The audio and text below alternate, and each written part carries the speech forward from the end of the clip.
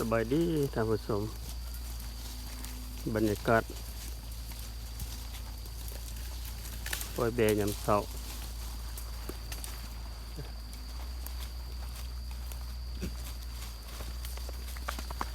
เดือน6เริ่มมีหญ้าละ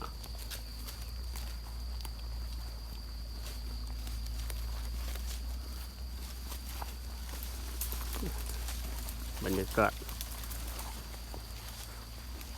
เลี้ยงแบะธรรมชาติ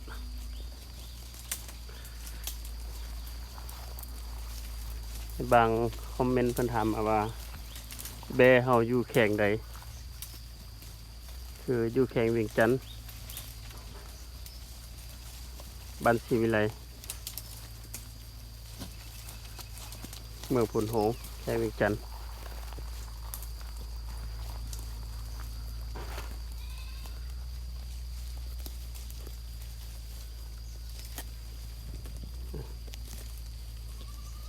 กินเนี่ย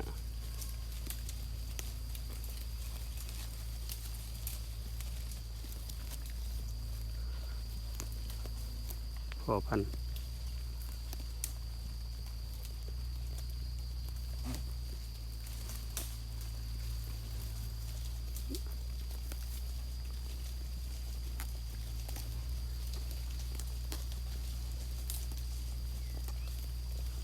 หัวของแบะละ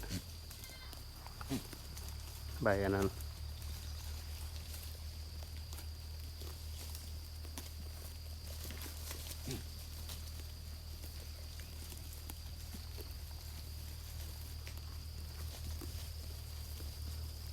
บรรยากาศการเลี้ยงแบะ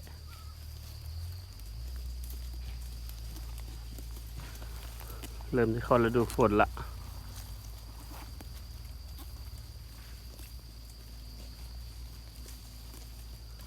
ส่วนหลายแบะก็เป็นแบะแม่ลูกอ่อนหลาย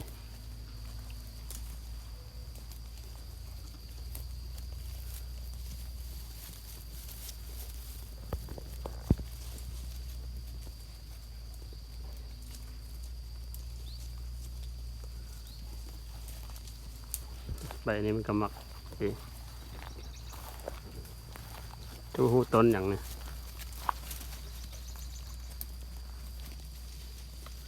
ผู้ใดหูคอมเมนต์ให้เบิ่งให้ฟังเลยว่าเป็นต้นอีหยัง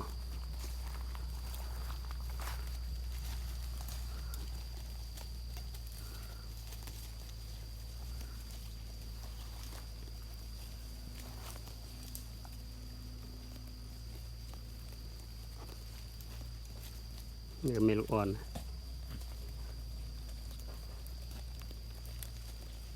กินหญ้าคน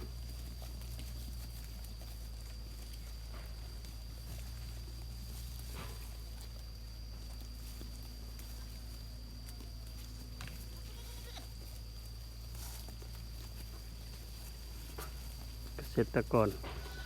ผู้เลี้ยงแบะเห็นบรรยากาศแบะกินหญ้าก็มีความสุขละ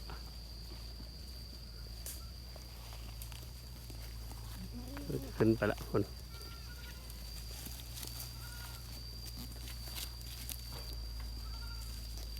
ตอนนี้เป็นอยู่10 โมงตอนเช้าได้ไล่กลับละ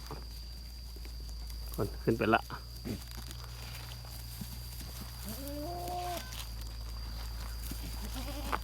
ไปขอบใจท่านผู้ชมทุกท่าน